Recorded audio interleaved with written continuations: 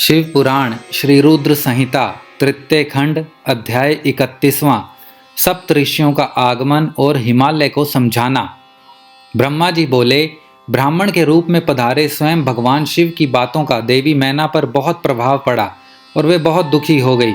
वे अपने पति हिमालय से कहने लगी कि इस ब्राह्मण ने शिवजी की निंदा की है, उसे सुनकर मेरा मन बहुत खिन्न हो गया है। जब भगवान शिव का रूप और शील सभी कुत्सित है तथा सभी उनके विषय में बुरा ही सोचते हैं और उन्हें मेरी पुत्री के सर्वथा अयोग्य मानते हैं, तो मैं अपनी प्रिय पुत्री का हाथ कदापि उनके हाथ में नहीं दूंगी।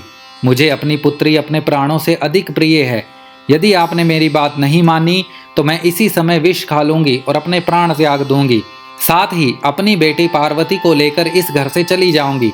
मैं पार्वती के गले में फांसी लगा दूंगी, उसे वन में ले जाऊंगी अथवा किसी सागर में डुबो दूंगी, परंतु किसी भी हालत में उसका ब्याह पिनाकधारी शिव के साथ नहीं होने दूंगी। यह कहकर देवी मैना रोती हुई तुरंत कोप भवन में चली गई और उन्होंने कीमती वस्त्रों आभूषणों का त्याग कर दिया और जमीन पर लेट गई। जब इस विषय में भगवान शिव को जानकारी हुई तो उन्होंने सप्त ऋषियों को याद किया। वे तुरंत ही वहां आ गए। तब त्रिलोकीनाथ भगवान शिव ने सप्त ऋषियों को देवी मैना को समझाने की आज्ञा देकर उनके घर भेजा। त्रिलोकीनाथ भगवान शिव का आदेश मिलने पर सप्त ऋषि उन्हें श्रद्धा पूर्वक प्रणाम करके आकाश मार्ग से पर्वतों के राजा हिमालय के राज्य की ओर चल दिए। सप्त ऋषि जब हिमालय के नगर के निकट पहुंचे तो वहां का ऐश्वर्य देखकर उसकी प्रशंसा करने लगे। वे सातों ऋषि आकाश में सूर्य के समान चमकते हुए जान पड़ते थे। उन्हें आकाश मार्ग से आता देखकर हिमालय को बहुत आश्चर्य हुआ। शैलराज सोचने लगे कि इन तेजस्वी सप्त ऋषियों के आगमन से आज मेरा संपूर्ण राज्य धन्य हो गया। तभी सूर्य तुल्य तपस्वी सप्त ऋषि आकाश से उतरकर पृथ्वी पर खड़े हो गए। गिरिराज हिमालय ने दोनों हाथ जोड़कर और अपना मस्तक झुकाकर आदर पूर्वक उन्हें प्रणाम किया और उनका पूजन तथा स्तुति की।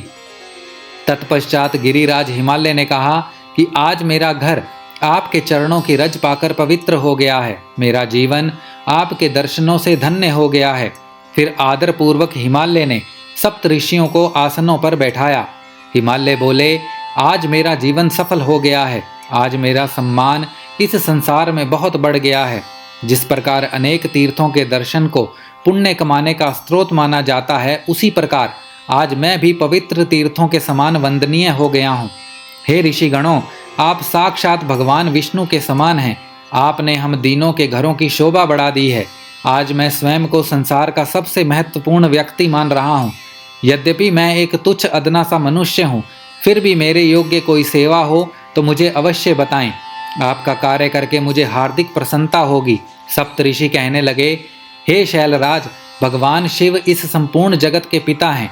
वे निर्गुण और निराकार हैं। वे सर्वज्ञ हैं। वे ही परब्रह्म परमात्मा और वे ही सर्वेश्वर हैं। वे ही इस जगत का आदि और अंत हैं। आप भली भांति त्रिलोकीनाथ भगवान शिव के विषय में सब कुछ जानते ही हैं। वे भक्त वत्सल हैं और सदा ही अपने भक्तों के अधीन हैं। तुम्हारी परम प्रिय पुत्री देवी पार्वती ने भगवान शिव को अपनी कठोर तपस्या से प्रसन्न करके अपना मनोवांछित वर प्राप्त कर लिया है। उन्होंने प्रभु शिव को पति रूप में पाने का वर प्राप्त किया है। जिस प्रकार भगवान शिव को इस जगत का पिता माना जाता है, उसी प्रकार शिवा जगत माता कही जाती है। अतः आप अपनी कन्या पार्वती का विवाह महात्मा शिव शंकर से कर दीजिए। ऐसा करके आपका जन्म सफल हो जाएगा और आप गुरुओं के भी गुरु बन जाएंगे। सप्त ऋषियों के ऐसे वचन सुनकर हिमालय बोले, हे महर्षियों, मेरे अहोभाग्य हैं जो आपने मुझे इस योग्य समझकर मुझसे यह बात कही। सच कहूँ तो मेरी हार्दिक इच्छा भी यही है कि मेरी पुत्री का विवाह भगवान शिव के साथ ही हो, परंतु एक परेशानी यह है कि कुछ दिनों पूर्व एक ब्राह्मण देव हमारे घर पधारे थे। उन्होंने भक्त वत्सल भगवान शिव के विषय में अनेक उल्टी सीधी बातें की। उस वैष्णव ब्राह्मण ने शिवजी की घोर निंदा की, उन्हें अमंगलकारी बताया। ये सब बातें सुनकर मेरी पत्नी देवी मैना की बुद्धि पलट गई है।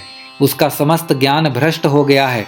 अब वे अपनी पुत्री पार्वती का विवाह परम योगी रुद्रदेव से कदापि नहीं करना चाहती हैं। हे सप्त ऋषियों, वे जिद करके बैठी हैं कि वे अपनी पुत्री पार्वती का विवाह भगवान शिव से नहीं करेंगी। इसीलिए वे लड़ झगड़ कर सभी आभूषणों तथा राजसी वस्त्रों को त्याग कर कोप भवन में जाकर लेट गई हैं। मेरे बहुत समझाने पर भी वे कुछ नहीं समझ रही हैं। आपसे सच सच अपने दिल की इच्छा कहूँ तो उन वैष्णव ब्राह्मणों की बातें सुनकर अब मैं भी नहीं चाहता कि मेरी पुत्री का विवाह शिवजी से हो। नारद, इस प्रकार भगवान शिव की माया से मोहित होकर गिरिराज हिमालय ने ये सब बातें कहीं और यह कहकर चुप हो गए।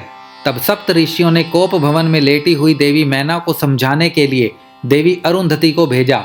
अपने पति की आज्ञा पाकर देवी अरुंधति उस कोप भवन में पहुंची, जहां देवी मैना रुष्ट होकर पृथ्वी पर लेटी हुई थी और पार्वती उनके पास ही बैठकर उन्हें समझा रही थी। साध्वी अरुंधति बड़े ही मधुर स्वर में बोली, देवी मैना उठिए, मैं अरुंधति और सप्तऋषि तुम्हारे घर पधारे हैं। देवी अरुंधति को वहां अपने कक्ष में देखकर देवी मैना उठकर बैठ गई और साक्षात लक्ष्मी के समान उन परम तेजस्वनी को देखकर उनके चरणों में अपना सिर रखकर बोली, आज हमारे घर में ब्रह्मा जी की पुत्र वधु और महर्षि विशिष्ट की पत्नी अरुंधति सहित सप्त ऋषियों ने पधार कर हमें किस पुण्य का फल दिया है। आपके आने से हमारा कुल धन्य हो गया है। मैं आपसे यह जानना चाहती हूँ कि आपके इस तरह यहाँ आने का क्या उद्देश्य है।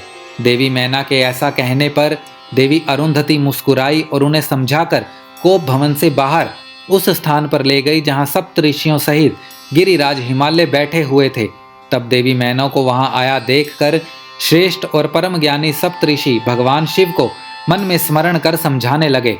सप्तऋषि बोले, हे शैलराज, तुम अपनी पुत्री पार्वती का विवाह त्रिलोकीनाथ भक्त वत्सल भगवान शिव से कर दो। वे तो सर्वेश्वर हैं, वे कभी भी किसी से याचना नहीं करते। जगत की रचना के स्रोत ब्रह्मा जी ने तारकासुर को यह वरदान दिया है कि केवल शिव पुत्र के हाथों ही उसका वध होगा। इस समय तारकासुर के कारण तीनों लोकों में हाहाकार मचा हुआ है। उसने देवराज इंद्र सहित सभी देवताओं को स्वर्ग से निकाल दिया है। साथ ही वह निर्दोष लोगों का भी शत्रु बन बैठा है। साधुओं और ऋषि मुनियों को यज्ञ नहीं करने देता तथा उनकी पूजा उपासना को तारकासुर के सैनिक समय समय पर नष्ट कर देते हैं। उन्होंने सभी के जीवन को कष्टकारी बना रखा है। इस संसार में व्याप्त बुराइयों और दुष्प्रवृत्तियों के विनाश के लिए संहारक रुद्रदेव का पुत्र ही सबसे उपयुक्त है। उस वीर और बलवान पुत्र की प्राप्ति के लिए आवश्यक है कि भगवान शिव विवाह कर लें। इसीलिए ब्रह्मा जी ने भगवान शिव से विवाह करने की प्रार्थना की है। यह सर्वविदित है कि भगवान शिव परम योगी हैं और विवाह के लिए उत्सुक नहीं हैं। तुम्हारी पुत्री पार्वती ने भगवान शिव की कठोर तपस्या करके शिव को अपना पति बनाने के लिए वर प्राप्त किया था। यही कारण है कि महादेव जी पार्वती का पाणी ग्रहण करना चाहते हैं। सप्तऋषियों की यह बात सुनकर हिमालय विनय पूर्वक बोले, हे ऋषिगण, आपकी बातें सही हैं, परंतु जहाँ तक मैं जानता हूँ शिवजी के पास ना तो रहने के लिए घर है, ना ही कोई नाते रिश्तेदार हैं और ना ही बंधु बांधव हैं। उनके पास कोई राजपाट भी नहीं है और ना ही वे ऐश्वर्य और विलासिता का जीवन ही जीते हैं। आप वेद विदाता ब्रह्मा जी के पुत्र हैं, इसीलिए मैं आपका आदर और सम्मान करता हूँ। आप परम ज्ञानी हैं और यह जानते हैं कि जो पिता काम, मोह, भय अथवा लोभ के कारण अपनी कन्या का विवाह अयोग्य वर से कर देते हैं, वे मरने के बाद नरक के भागी होते हैं। इसीलिए मैं कोई ऐसा कार्य नहीं करना चाहता जिससे मैं नरक का भागी बनूं। मैं अपनी प्रिय पुत्री पार्वती का विवाह स्वेच्छा से कभी भी शूलपाणी शिव के साथ नहीं करूंगा। यही मेरा और मेरी पत्नी मैना दोनों का फैसला है। हे महर्षियों, आप परम ज्ञानी और समझदार हैं, इसीलिए हमारे लिए उचित विधान को बताकर हमें कृतार्थ करें। श्री रुद्र संहिता तृतीय खंड अध्याय 31वां समाप्त।